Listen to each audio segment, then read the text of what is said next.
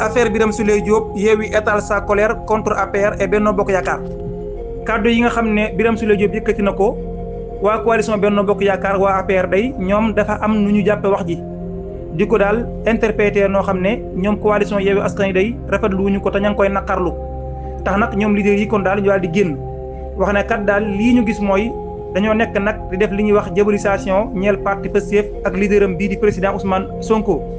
ñoom nag leader yi coalition Yewwi Askan Wi kon ñoo ngi woo daal ñi nga xam ne daal ñoo di leader yi Benno Bokk Yaakaar ak ñu nekk ci biir coalition Benno Bokk Yaakaar ak ñu nekk ci APR nañu ànd ak nag responsabilité ngir daal fexeel luy sàmm jàmmi réewum Sénégal set kon baaxañu communiqué bi ñoom waa coalition Yewwi Askan Wi daal ñoo xam ne kon depuis kaddu yi nga xam ne honorable député Birame Souleye Diop yëkkati na ko jaare ko ci point de presse bi nga xam ñoom doon nañu ko amal réaction yi nga xam ne mi ngi bàyyi ko ci waa APR ak Benno Bokk Yaakaar daal ñoom dañuy def mel ne daal kuy gën a garaawal mbir yi maanaam daal di ko yóbbu fu mu àggul coalition Yewwi Askan Wi nag daal jàppe loolu yi mbir mu jaaduwul jàpp na ne kat mbirum diabolisation képp la ba tax na kon ñu ngi leen di woo di naqarlu li mel te ñu dakkal ko ñoom daal nee ñu lii waa APR ak Benno Bokk Yaakaar di interpréter waxi Birame Souleye Diop yi du dara daal lu may diabolisation ñeel parti Pastef ak ñi nga xam ne ñoo nekk ci biir parti bi ba ci sax seen leader bii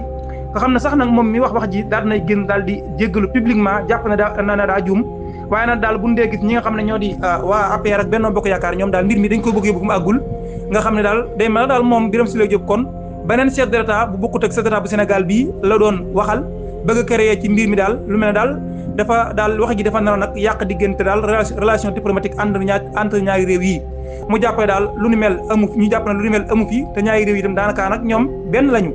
coalition Yewwi Askan Wi kon di woo ñi nga xam ne ñoo di waa APR ak Benno Bokk Yaakaar nañu ànd ak responsabilité te nag wattandiku daal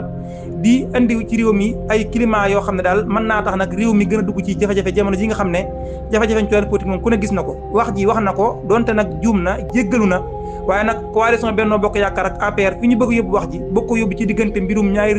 réew ak réew daal loolu jàpp na ne ak ëppal la diabolisation la ngir ñeel parti Pastef ak ki nga xam ne mooy kilifa parti Pastef di président Ousmane Sonko kenn ci kilifa coalition Yewwi Askan Wi mi ngi woon tey ci dëkk bu sell bi ci Touba ngir gisee ak la khalife général des Mourides le président du parti républicain pour le progrès PRP Déthié Fall moom kon tey jii la khalife général des Mourides Cheikh Ahmadoul Mountakha yàlla na fi yàggal tànn ko wér daal dina koy dalal jaare nag kii tournée nationale bi nga xam ne kat moom jamono ji mi ngi koy amal lu la ñuy wàllum parrainage ngir waajal élection présidentielle 25 février 2024 moom Déthié Fall day nee na damaa nag profité ci occasion bii ngir gisee ak ku tedd kii sàkku ci moom ñaan ngir lu ñeel sama candidature waaye itam nag wan ko sama contentement ak itam di defarlu itam li nga xam ne mooy taxawaayam ci réewum Sénégal moom ku tedd ki nga xam ne waxtu wu nekk rek mi ngi def lépp ngir daal fexe ba jàmm ko dal sax ci réewum Sénégal waaye itam foofu itam daal mu wax fa itam daal ne moom li mu bëgg itam daal mooy ñëpp ku bëgg a nekk candidat ci réewum Sénégal nañu ko bàyyi mu nekk candidat moom daal nee na ginnaaw dogalu président de la République Macky Sall ci na daal moom du bokk ci élection présidentielle yi loolu day dogal la bu am solo waaye itam daal nee na ci kanamu xalifa bi itam xamal na ko daal na itam bokk na itam ci li ñuy ñaan mooy daal président Macky Sall na def beneen acte te mooy nag daal fexe ba amal organisation élection yoo xam ne yu leer lay doon yoo xam ne itam yu tegu ci aw yoon lay doon waaye itam bàyyi képp ku bëgg a participer loolu yi day dina bokk ci loo xam ne